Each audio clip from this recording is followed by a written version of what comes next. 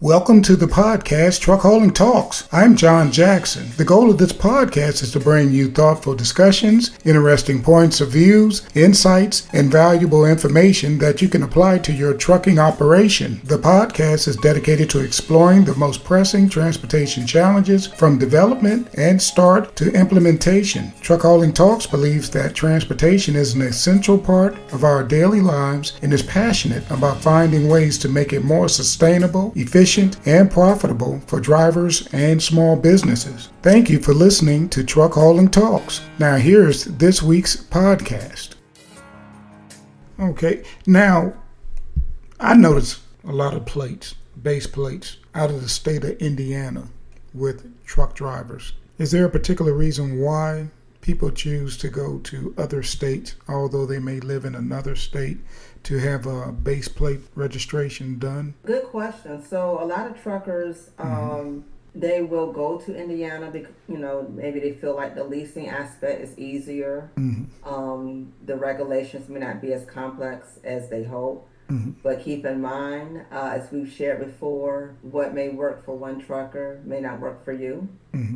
But a lot of people will go through, or truckers in this case, go through different states, sometimes based on the ease. But let me share, when it comes to a portion or IRP, normally you are required to be registered in your home state. So if you're leased on to someone and they already have an IRP account, then you might be able to get away in that aspect. Okay. But if you're not leased on to another carrier, authority, then you do have to register in your base state in a sense where your operations will be. Okay. And that is something that DOT and DMV looks at. So it wouldn't help if they had a P.O. box or anything like that. That still wouldn't, it doesn't even matter. No, so Okay. When it comes to DOT and DMV, they will not recognize a PO in terms of operations. You physically gotta have that physical address. Right. The PO box will not suffice. Even if you're working from home, you still gotta have that physical location. So they want a physical address. Correct. Okay. So, all right, truckers, you hear that. So you have to have a physical address, or you have to be affiliated with a company that is located and registered in that state for you to be able to get the plates from that particular state put on your truck, if it's not your home state, your personal home state. Yeah. Let me just add, John. So if they were to go that route, it would have to be leased. Okay. And that's going to be the key factor. You will be leased on. So as an example, the carrier you're leased on to, they might be established in Indiana. Okay. They may already have an IRP account, Indiana, for example, and then you will be leased on to them. In that type of example there. All right. Also, you had number 2, weight, the weight. So I guess with the vehicles, weight, that I guess in turn changes the amount for your registration too. It does. So DMV, when it comes to weight, it can be very complicated. They actually have a scale when it comes to weight. As an example, it could start off around 4,000 to 5,500 pounds. Okay. 5,501 to 6,501 and so on. Okay. Reaching 80,000 pounds, which is the top weight for commercial drivers, hauling semis. Okay. But yes, it's a scale, and the more weight you haul, the more your registration costs will be.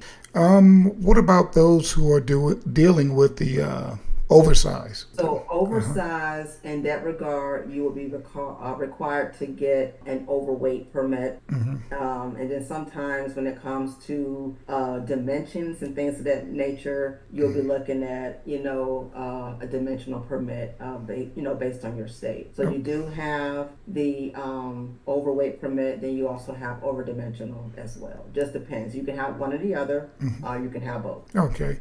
And is that for each trip they have to? Yes, Okay. every time your load is going to be overweight, over that 80,000, then you will need to comply accordingly per load as you're hauling. Okay.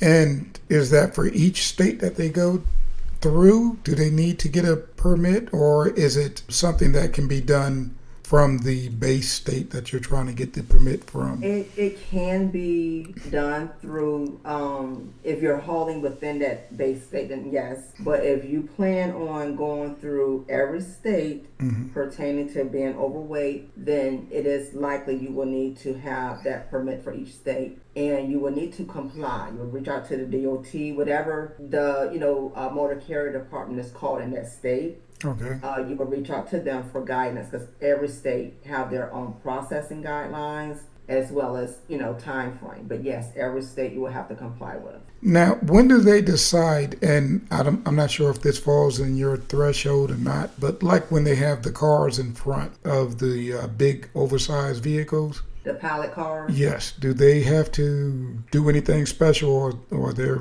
fine just like they are? So the pallet cars, they do have to comply also regarding with a DOT. They're mainly going to be for over-dimensional vehicles. You might see a hauler with, let's say, one of those mobile homes. Yes. That you will see in and things of that nature, or the concrete barriers that you see for the interstate. Yes. And they'll have the flags and things hanging off of them. So the pallet cars, front and back, and sometimes on the sides, they will guide them accordingly, or guide the carrier accordingly. But they still have to fall in compliance with DOT. Okay. And that's from state to state. Are they allowed to go from state to state too, or do they have?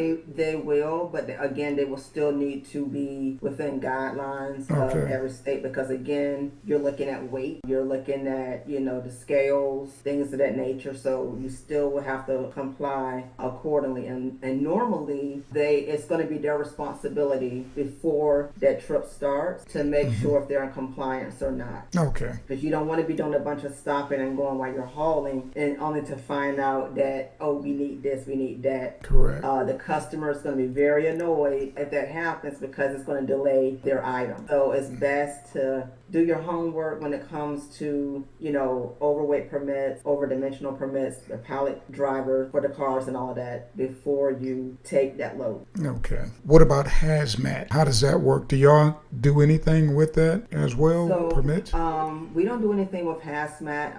Hazmat is a totally different animal that's going to be overseen by DOT. They do have different requirements for that the carrier must meet as well. So that was dealing with the weight. Now we got something interesting here, the electric vehicle. So I take it they have something totally different that they have to deal with the electric vehicle. Let me ask you this. Do they get a break in the cost because it is an electric vehicle? Well, that's a very good question, and I got to be very transparent with y'all. To answer your question, John, absolutely not. Oh, okay. So, watching the media, there's a push for electric vehicles. Yes, it saves you from having to fill up at a pump. Right. But unfortunately, no. And it's funny you asked that question because I thought about this from doing registrations. I said, well, people are saving by buying an electric vehicle, so they believe. Okay. You charge up the car and all of that, but when it comes to the DMV level, you're not saving. Virginia and West Virginia, for example, you're going to pay $100 for your electric vehicle registration. Oh wow. Okay. And if you want to get special plates and etc., you're still going to pay for those too. It goes from there, but no, it's no saving when you're dealing with the DMV. Okay. And I guess they're going to say, if you were to question them, it's going to go to the state fund and state taxes and so on. But no, there's no discount. You would think there would be some sort of incentive, if you will, but it's no incentive. Okay. All right. What about the vehicles that use natural gas? CNG vehicles, that use natural gas, unfortunately, it's kind of like a double-edged sword. I mean, if you have natural gas, but if you have your vehicle getting a good MPG, then that's good for your pocket. But again, when it comes to the DMV aspect in Virginia, I'm just going to say for Virginia, Virginia has what's called a highway use fee. Okay. So if your vehicle is getting 23 miles or more to the gallon, Mm-hmm. you're going to pay more. Okay. And it was said a few years ago that the government in Virginia wanted these citizens to pay their fair share. Okay. Does that sound familiar? Yeah, Fair share. fair share. So once again, it's like you're being penalized. I remember years ago they had the guzzlers, whatever they call them, the big vehicles that were gas guzzlers, and they told everyone to trade them in. Yeah, it's been a couple of times. The fuel efficient vehicles. Yeah. So you're getting penalized, as it seemed, for trying to do the right thing, Right. trying to save the environment, if you will. Yeah. Okay. Yeah, I know they have CNG gas as well as LNG gas, and that's the liquid natural gas. I had an opportunity to drive a vehicle that was a LNG. So, okay. and I had one that was dual. It ran off of. It had one tank that was a LNG tank, and it had the other tank that was a diesel tank. So I had the opportunity to drive a tractor like that, and I had one that was a total LNG tractor, and both tanks were LNG. It would give you about 2 days worth of fuel. I want to say about 700-800 total miles, somewhere around there. And the colder it was outside, the better mileage you got. If it was hot outside, then you had to deal with the expansion of the tanks and everything else, although they were steel tanks. So we have that one with the electric vehicle, and now we talk about special plates. Can you explain that process with special plates? Yes, so the special plates, Virginia in particular, we have over 200 types, but other states also have a lot of varieties you can choose from when it comes to I didn't know we had that many. Yeah. Getting something else besides that standard plate. Okay. But keep in mind the special plates that you want, they do have a fee assessed. Right. Some plates are charged that one-time fee. Others you will be paying for every year. Every year registration. Okay. Since you said it was over 200 in the state of Virginia, or around 200 in the state of Virginia, I believe there is a process if you wanted to introduce a new special plate. Is that how it works? Let's say if it's a company. If you want a new special plate, you would just basically submit the information in question to DMV with the plate that you want. If you want it personalized, same thing. You would just fill out the form in question. Every state, they have their own forms that you will go by. Okay. Now, certain plates do have certain requirements. For example, if you are a realtor, the DMV in question will want to see your realtor card, or association with the realtor or real estate firm or a company in your state. They will want to see that. Okay. So there are some requirements that you will have to meet with certain plates. If somebody has, let's say, a personal plate, and years from now they decide they don't want to have the plate anymore, is that plate eligible for someone else to start using, or once a plate is personalized and used, it can't be used again, or is it a time frame? No. So if you have that personalized plate, it's going to be yours unless that you just allow the registration to run out, or you relinquish that name in question. You can always cancel the personalized name, go back to standard plates, or choose another name. But you can also give the name to someone else. I see cases sometimes where spouse will give that specialized name and give it to their spouse, or child of theirs, maybe for sentimental purposes. Right.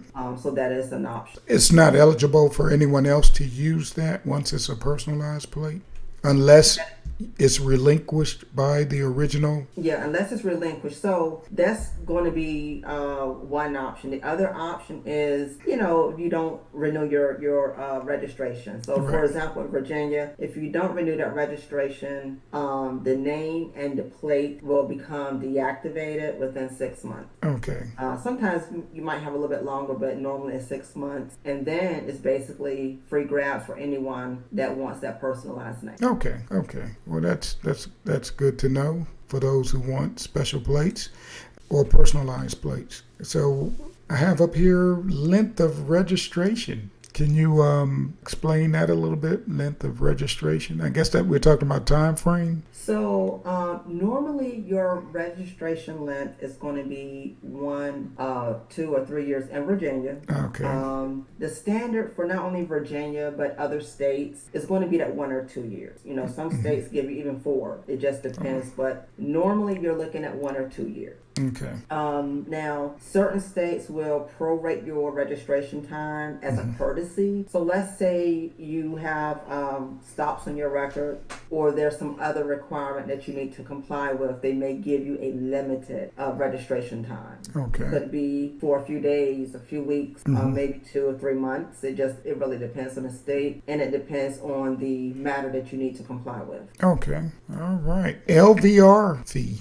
So the LVR fee is only for Virginia Beach. Vehicles that are garaged in Virginia Beach will pay the LVR fee. Okay. Now, does that have something to do with town center area? Is that because I don't believe it was LVR fee before they started doing the Virginia Beach town center area? I don't have the exact date. I want to say it was probably the early 2000s maybe that they started that. But the LVR fee, it ties into personal property tax. I don't want to get into all of the specifics, but in this part of Virginia, all 7 cities, even though we no longer have the city sticker, we still have a city fee that we pay. Okay, so Virginia Beach, same thing, but they collect theirs at the DMV level. So you're paying for a city sticker that you don't have. Okay. All of us pay whatever the fee is per our city. Virginia Beach, they only collect theirs at the DMV level and not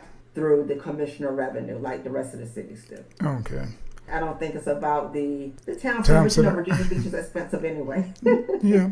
So Virginia Beach is expensive, but I don't think it's about that. They just, I guess, want to be different. Who knows? It might have a lot to do with the tourism too. Especially down at the ocean front. I'm here in Georgia, but being originally from that area, I do understand, and it's getting expensive everywhere. Yeah. Yes, it is. So we're paying costs for a lot of different things. And that brings me into emissions inspection fee. You don't have it in your area, but I know in Northern Virginia they have it. Here in the 7 counties surrounding Atlanta, they have it. It takes the place of an inspection. Virginia, you have to have an annual inspection on your vehicle where you take it to an authorized garage. With emissions, I feel like, at least in this part of Virginia, where Northern Virginia, it's not too much of a bad thing.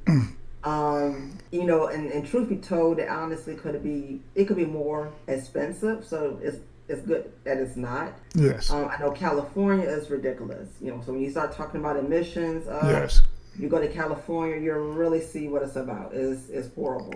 Well, we don't even, you're not allowed to drive certain semis in California anymore because of emissions. Yeah. So if you have a model that's earlier than a certain year, the furthest you can go is at the border between Arizona, Nevada, Oregon. Get to California, you need to drop that load off in that other state and have somebody from California come in and take it the rest of the way. It's really horrible. Right. So, and you can only go 55 miles an hour as a semi-truck driver by law. 55, staying in the right lane. And truckers out there who know. You have some guys get in that left lane, and it's a hard task for them to get back over into the right lane because guys don't like to let them back over. That's another story for another time. But yeah, we have all those different situations and scenarios that take place with emissions inspections. But overall, that's what caused us to have the one box and regen of the engines for semis. We have a lot of people who don't take the time to regen their engines, regenerate. And that's to burn off the soot and everything that the filter collects in the one box. So it needs to idle at a high temperature to burn it off the filter inside the one box. You have some drivers who like to skip that step. About every 200,000 miles, you need to do that. If you don't do it, your truck is going to start to deregulate, and it's going to give you an opportunity to fix it. It'll let you go up to 55 miles an hour. And if you keep letting it go on, you'll start to decrease in speed over the course of time until eventually you had to have a tow to a shop, and it's going to cost you, at this time, it's going to, we'll say roughly around $2,000 to have your filters baked, where they can bake that soot off your filters. And if they can't do that, or if your filters are cracked or anything else, you're going to have to get a new one box. And that one box is going to be around $16,000 or more. So it's very expensive, not taking the time to regen. It may take you anywhere from 15 minutes to 45 minutes to regen the engine. So take the time to do it. I said all that to just say it's cheaper and it's less time if you would just go ahead and let the truck do what it's supposed to do. All right, we talked about emissions, got off on that a little bit. It's just flashback memories. I've had it happen when I was team driving, as well as I've managed companies where a driver didn't do that and we had to take those steps. And that's not including that money that I'm quoting you is not even including the tow bill. Tow trucks is a whole different thing. So you're looking at least $1,500 on up just to tow it to wherever you go, and hopefully it's somewhere close by to get it fixed. All right, now we have uninsured motorist fees. I don't understand how that works anyway, uninsured motorist fees. Can you explain that a little bit? And what I mean, I don't understand. I don't know how it works. Most of the time people run right away and get their insurance of different things, but you have it where, from the way I understand it, and you can correct me on this, is if you don't have it, you're supposed to pay a certain amount for not having insurance. And I guess you're supposed to pay that amount monthly until you do get insurance, or how does that work?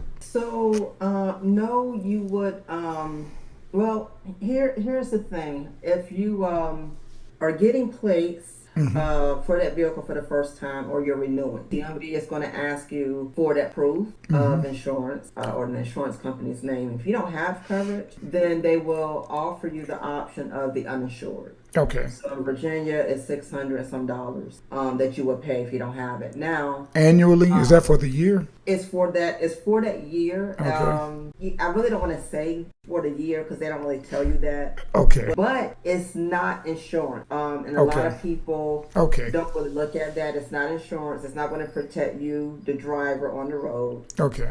Essentially, it protects the state from liability. It doesn't protect you. It's not monthly. Now, if you don't have insurance, then of course the penalty would be you will have to have an SR22, which in turn could lead to a monthly, charge along with your insurance if you're forced to get insurance later. Okay. So if anything happens, it's just a one-time fee. So we'll just say it's just for a limited time or a certain amount of time. Make sure you're insured out there. That's the key thing. Do what you can to make sure that's taken care of. And the last thing that you had was a highway usage fee. So you said it a little bit earlier, if you're doing like 23 miles per gallon, then you get charged for the highway usage fee. While we're on this subject, is that to take care of the highway potholes, the cleanup of trash and all that? What is the fee that we're paying? I'm just going to be frank.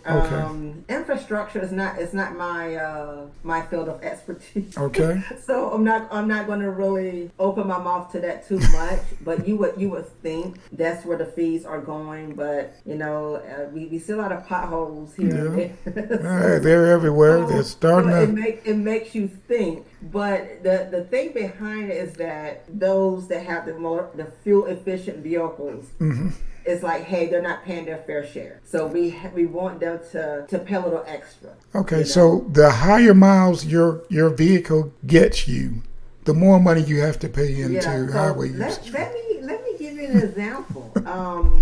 I remember in Virginia, I think this is maybe our third year with the highway use fee being implemented. Okay. And I remember I started, doing some titles for the Toyota Priuses. You can imagine how Right. much that would have been. The Prius, Yeah. that thing, I believe, probably get about 50 miles or more to the Oh, gallon. really? I was thinking So you 40 got a something. I said Prius, about you like got 43, 45. the Hyundai Elantras, and so on. Mm-hmm. I remember one time doing one of these vehicles. I forgot which make and model it was. The highway use fee for that thing, oh my gosh, for like $40 at Mm-hmm. least more. In addition to the registration. Mm-hmm. So again, like I said, you have the standard Right. registration fees, but then that highway use fee, I forgot what vehicle it was. That thing was like $40 or more. Uh-huh. Just So for it's ridiculous. so they find a way to get the balance, I guess. Yeah, It's yeah. it's a lot. So I mean, it's like you have the fuel efficient vehicle, but you're still being penalized For having a fuel efficient for, vehicle. for Okay. having it.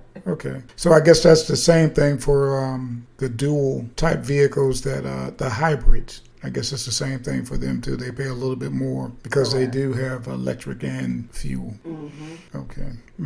Okay. Well, those are the 10 things that affect your registration costs. In trucking, I know we have different fees. I know we have different things that we pay that other motorists don't pay. So, are there any fees that we may pay as truck drivers that can be, I don't want to say eliminated, but are there certain things that we need and some things that we pay for that aren't needed or specialized base, but we end up paying for it anyway? Well, good question. I would say the most important thing is that weight.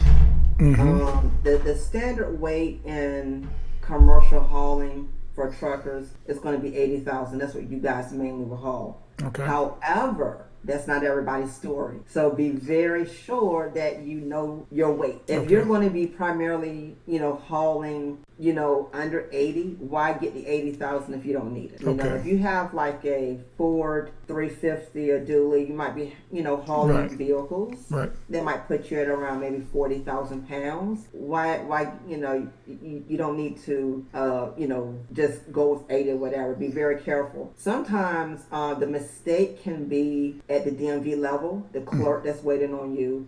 They may assume that, you're at that level. Right. So it's two things you want to look at. You want to make sure that the body style of your vehicle is put correctly on your title. That's the Okay. first thing. The second thing, you want to make sure that weight is put down correctly. Okay? They could make a mistake and put your vehicle as a tractor truck instead of a truck. Now, Okay. there is a difference, but maybe John would want to open that up for a different day because that's a very detailed thing. The Okay. body you have in DMV terms, you have a pickup, which is a medium or light duty pickup truck. Okay. But then you have a heavy duty pickup truck, which is a truck in DMV terms, and then you have a tractor truck. So these examples can determine how much you're going to pay, less or more, for your registration. Okay. So that body and that weight is very critical. Make sure you communicate with DMV. Make sure that clerk is not assuming Right. 80,000, Right. because that would be a factor for you financially Right. if you don't need that much. Okay. I guess it would fall in newer companies. They may not look it over. They just assume everything that is being handed to them. That's just the cost because, Correct. you hear it all the time. Oh, this is expensive. Yeah. It's expensive in this industry. And you can always change. Yeah. Let me add, you can always change your weight. You can drop your weight. You can increase your weight. Okay. There's no penalty with that, but the only penalty is at the scales if you are underweight, or over, accordingly. Right. So that's another thing. Just make sure your weight is where it's supposed to be. Okay. All right. So that's very good advice. Check with DMV to make sure that they put you down for the body style you have for your vehicle. And if you're not hauling 80,000, you need to look at it and see exactly what it is. If you're in a box truck, 26 footer, or if you're hauling around, well, tractor trailer drivers is best for us to get the 80,000 period. We can't play unless it's a smaller combination vehicle. Other than that, we need to Or an LTL. Yeah. Yeah. Something like that. But you're still going to get pulled into the scale, and they're going to be looking at you, and they will look at that weight to see, Yeah.